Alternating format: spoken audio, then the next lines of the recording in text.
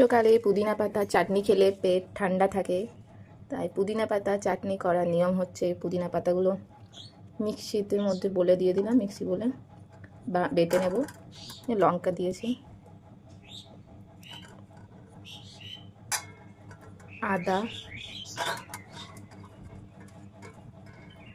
রসুন, আর এখানে আমি অনেকে দেয় কাগজি লেবু দেয়, কিন্তু আমি কাগজি লেবুর বদলে আমি তেঁতুল দেবো। এই তেঁতুলের জলটা পুরোটাই দিয়ে দেবো।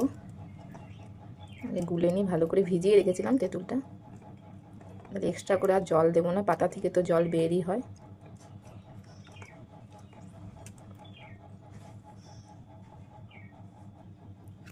এই তেঁতুলের জলটা দিয়ে দিলাম। এরপর একটু নুন দেব আর একটুখানি চিনি দেব। এই চাটনি আমাদের রেডি।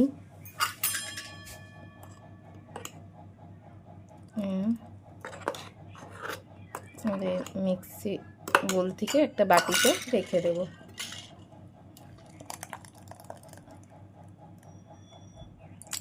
পুদিনা পাতা চাটনি গরমকালে খেলে পেট একদম ঠান্ডা থাকে।